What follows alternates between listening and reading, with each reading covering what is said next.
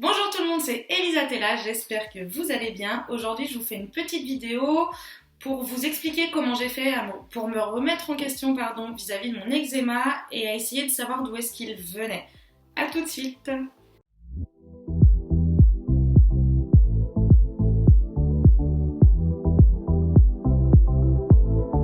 Je me suis dit dans un premier lieu, c'est apparu à un certain moment de ta vie. Pourquoi ? Comment ? D'où est-ce que ça peut venir ? Est-ce que ce sont des peurs, des blocages ? Est-ce que ce sont des pensées limitantes ? Est-ce qu'il y a eu un événement particulier, un stress ? Voilà, posez-vous la question à quel moment c'est arrivé et pourquoi est-ce que ça a pu arriver. En creusant beaucoup, et grâce aussi à la méditation, je vous en parlerai plus tard dans la vidéo, je me suis rendu compte que j'avais la peur de l'abandon. La peur de l'abandon, ça me donnait un manque de confiance en moi, une incapacité d'être seule, une incapacité de faire des choses seule. Il fallait toujours que je sois accompagnée, j'avais la peur du jugement, la peur des autres, du regard des autres. Voilà, j'étais en fait comme dans une bulle où vous pouvez visualiser plein de peurs en fait qui étaient présentes constamment dans ma vie. J'avais tout le temps peur. Et du coup, ça m'a créé l'eczéma en fait. Aujourd'hui, avec le recul, j'ai combattu toutes ces peurs, donc je vais vous expliquer comment j'ai fait. Je me suis rendu compte que je vis plus dans la peur et j'ai plus d'eczéma en fait. Et que c'était sûrement lié, dans mon cas, du moins, c'est peut-être pas le cas de tout le monde, mais dans mon cas, mes peurs en fait me bloquaient et ça me créait de l'eczéma, du stress, des angoisses constantes. J'étais tout le temps pas bien en fait, tout le temps dans le négatif, tout le temps à je me rongeais le cerveau à cause de ces peurs, tout le temps à me dire est-ce que les autres me regardent, est-ce que je suis jugée, qu'est-ce qu'ils pensent de moi. En fait, je me suis rendu compte que mes peurs, elles étaient liées à l'image que j'avais de moi, à une mauvaise image de moi. Et ce que je pensais de moi, je pensais que tout le monde le pensait. Et je croyais vraiment que les gens avaient le même avis sur moi, sur mon apparence, sur mes peurs. Et finalement, les gens, ils s'en foutent. Les gens, ils sont pas... Même, admettons, quand j'allais faire les magasins, et que j'étais avec beaucoup d'eczéma, notamment sur le visage, j'étais extrêmement mal. Mais en fait, il faut se dire que les gens, ils te regardent sur le moment, ils vont peut-être te juger, mais dans ces cas-là, on s'en fout. Le soir, ils penseront plus à toi, en fait. Le soir, ils vont plus se dire, oh là là, la fille qui a de l'eczéma, tout ça. Non, en fait, les gens passent à autre chose. C'est normal, ils sont curieux peut-être de savoir ce que tu as ou autre. C'est arrivé que certaines personnes viennent me voir et me disent, bah, qu'est-ce qui vous arrive ? Ils avaient mal pour moi, tout simplement. Donc dans ces cas-là, il faut être dans la compassion et dans la compréhension de se dire bah ouais, on ne croise pas énormément de gens qui sont remplis d'eczéma et du coup les gens ils sont peut-être curieux ou pas, hein, des fois c'est juste du jugement, mais dans ces cas-là on s'en fout en fait, faut pas que ça nous atteigne. Et donc j'ai travaillé là-dessus. Ce que j'ai fait c'est que, je vais vous montrer, je me suis fait un tableau un peu de ce style-là avec mes peurs et mes blocages et les solutions que j'avais trouvées. Donc par exemple ici, pour la peur de l'abandon, j'ai mis en solution être bien avec moi-même. La peur de l'abandon me donnait du manque de confiance en moi. Du coup, la solution pour avoir confiance en moi, c'est prendre soin de moi, régler mes complexes déjà à moi. Et donc ensuite, en sous-solution, dans mon cas, c'était faire du sport, reprendre confiance en moi, en mon image, m'aimer et m'assumer. Ensuite, le manque de confiance en moi, ça débordait un peu sur la peur de la solitude. En fait, j'avais peur d'être seule avec moi-même, j'avais peur de ma propre image, j'avais peur d'être confrontée à mes peurs et à ce que je pensais de moi. Alors, je sais pas si c'est votre cas, mais moi, c'était comme ça en fait. Dès que j'étais seule, j'étais mal parce que je me jugeais, je m'auto-sabotais, j'avais peur d'être face à moi-même finalement. Et du coup, pour régler ce problème-là, je me suis dit, il va falloir que je fasse des choses seule, faire des activités seule, aller boire un café seule, aller sur la côte, manger une glace seule, par exemple, ça a été un des objectifs aussi, aller manger au restaurant seule, me forcer en fait, le cinéma, faire ça seule, me forcer à faire des choses seule pour que je n'ai plus peur de ma propre présence en fait, et de mes pensées. Du coup, une fois que j'avais identifié les peurs et les blocages, je me suis donné les solutions. Donc après, c'est à vous de voir. Hein. Si vous avez peur du vide, par exemple, c'est peut-être étape par étape franchir des paliers pour arrêter d'avoir peur de ce vide et se dire finalement, je suis capable. Enfin, je donne un exemple tout simple, hein, mais c'est Ça a l'air simple sur papier, mais le travail est beaucoup plus difficile dans le sens où on a réellement peur et du coup, faut la combattre. Donc, c'est beaucoup de mental, beaucoup de discipline, d'autodiscipline. Se dire que c'est bon, en fait, j'ai plus envie de vivre dans la peur. Donc, je trouve une solution. Et la solution que j'ai trouvée, je vais le mettre en place.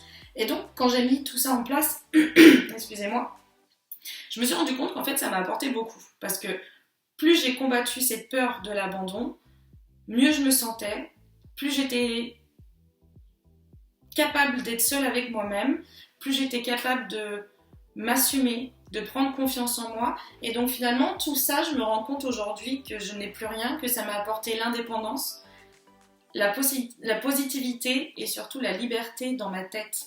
C'est incroyable le bien que ça procure en fait d'être libre dans sa tête sans ses peurs, de vivre sans le regard des autres, de vivre sans la peur d'être jugé.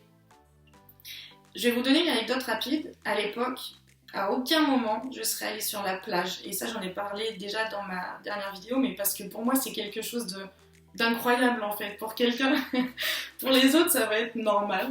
Pour les autres, la plage, oui, c'est très bien. Je vais à la plage, je bronze. Moi, à l'époque, je me serais jamais mis en maillot de bain parce que j'étais énormément complexée. Je voulais pas montrer mon eczéma ou mes taches ou ma peau sèche. Et j'ai été à la plage, en fait, je me suis même pas posé la question parce que j'avais plus cette peur en fait du regard des autres. Et du coup, je me suis même pas posé la question. Je me suis mis tout de suite en maillot de bain et je me suis mis sur la serviette. Je vais tremper mes pieds. Bref, je me balade comme ça devant tout le monde. Et en fait, aujourd'hui, je m'en fous. Et pourtant, j'ai encore la peau sèche, j'ai encore des petites taches, mais en fait, ça m'atteint plus. Et si les gens regardent, franchement, ça m'atteint plus du tout. Et du coup, je me suis rendu compte que j'étais devenue libre en fait dans ma tête, puisque je réfléchis plus avec ces peurs. Et je pense que ça a beaucoup joué sur mon mental et donc sur mon eczéma. Donc, comment vaincre ces peurs ? Alors, c'est pas facile, mais il y a des méthodes pour, et notamment la méditation. Alors je sais que pour beaucoup la méditation c'est quelque chose de très à part et qui n'est pas très bien compris souvent, mais la méditation ça m'a vraiment permis de lâcher prise, d'essayer de comprendre mes peurs. Ça a été une grosse étape pour me dire ok maintenant j'ai peur de ça, j'ai compris en fait. C'est vraiment la méditation, c'est se recentrer sur soi, apprendre à s'écouter et à savoir ce qu'on veut ou pas. À se connaître en fait. La méditation, ça m'a vraiment appris à me connaître. Après, j'ai eu une période où pendant 4 jours, j'ai eu besoin d'être seule. D'être vraiment seule, à parler à personne, à éteindre mon téléphone et à être toute seule avec moi-même. Mais en amont, j'avais déjà médité pendant un certain temps, puisque avant, j'étais pas prête à être seule avec moi-même. Et là, c'est vraiment devenu un besoin en fait. Je ne voulais voir personne, je ne voulais entendre personne et je voulais être face à personne. Et du coup, je me suis enfermée pendant 4 jours, vraiment. Et je me suis dit, ok, maintenant tu vas être seule avec toi-même et tu vas apprendre à te connaître. Qui tu es, qu'est-ce que tu veux, sur quoi, tu as besoin de travailler. Est-ce qu'il y a d'autres peurs que tu n'as pas mis le doigt dessus ? Est-ce qu'il y a quelque chose d'autre que je peux faire ? Voilà, et pendant 4 jours vraiment, et j'ai eu besoin de ça. Et au bout de ces 4 jours, je me suis réveillée le matin et je me suis dit, ok, ça y est, je sais. Je sais parce que j'ai travaillé sur moi, parce que pendant 4 jours, donc je dormais très peu, puisque j'étais tout le temps dans mes pensées. Et en fait, ça m'a beaucoup aidée. Alors, je sais pas si c'était un besoin que j'avais, si c'est un besoin qui a été grâce à la méditation et au fait de ma prise de conscience. Est-ce que, voilà, c'est vraiment un besoin que j'ai ressenti pendant 4 jours, voir personne, entendre personne, être en contact avec personne. Alors je sais pas si c'est ce qui m'a vraiment aidée ou si finalement on peut le faire tout en étant en contact. Moi je sais que c'était no. Laissez-moi tranquille avec moi-même. Et là ça fait longtemps que je me suis pas écoutée, donc maintenant je m'écoute. Et en fait, ça a été bénéfique pour moi, puisqu'au bout des 4 jours, je savais, en fait, j'avais répondu à toutes mes questions. Et j'ai commencé à vaincre mes peurs. Donc, grâce à la petite feuille, je me suis dit, ok, donc tu vas me faire une liste de choses que tu vas faire seule, par exemple, pour la peur d'être seule avec moi-même. Ok, de toute façon, je me suis déjà confrontée, puisque ça fait 4 jours que j'étais seule. Donc maintenant, tu vas faire des activités seule pour combattre encore une fois ce regard des autres du fait que tu sois seule. Donc, tu vas aller au restaurant seule, tu vas aller sur la côte seule, tu vas aller au cinéma seule, tu vas faire des choses seule. Et du coup, ça m'a permis de me rendre compte que en fait, c'était pas terrible, c'était pas insurmontable que d'être seule avec soi-même. En fait, ben, on est bien, c'est une bonne compagnie finalement. Ouais, je me sens bien aujourd'hui avec moi-même, je me sens bien quand je suis seule, je me sens bien aussi quand je suis entourée, hein, bien sûr, c'est toujours bien, mais on se rend compte qu'en fait, après, on apprécie le fait d'être seule et on gagne en indépendance et on gagne en beaucoup, en fait, en liberté d'esprit, on se pose plus de questions, en fait, maintenant je fais les choses, je me demande plus si je dois être face à quelqu'un ou confronter quelqu'un. Avant, j'avais peur de la confrontation, je voulais pas dire non, j'osais pas dire non. Aujourd'hui, ben, je donne mon avis. C'est comme ça en fait, c'est non, point. Après j'explique évidemment, hein, puisque je peux pas non plus être... Non, ça serait ridicule. Mais voilà, j'aime mon propre avis et en fait le fait de travailler sur moi et de combattre mes peurs aujourd'hui, ça m'a complètement libérée. Et je me rends compte que finalement je vis mieux. Donc ensuite, vous pouvez utiliser la méthode de la feuille, savoir. Il y a aussi une méthode pour essayer de mettre un point dessus que j'ai eu du livre de Sandrine Muller-Board. Alors je vous mettrai en lien parce que je l'ai plus en tête.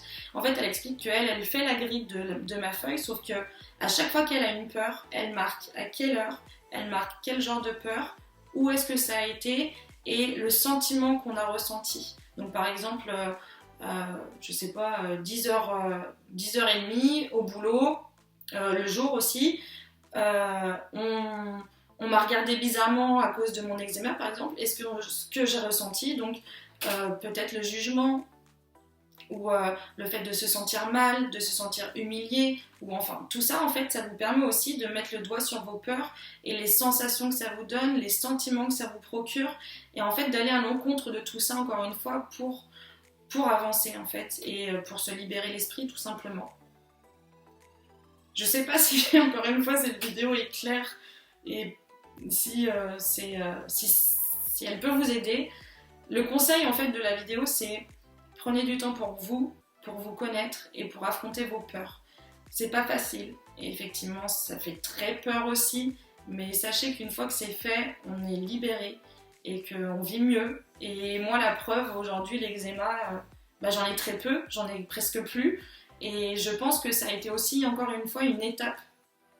En plus des 2 vidéos que j'ai fait précédemment, une étape en fait supplémentaire au fait d'éliminer mon eczéma.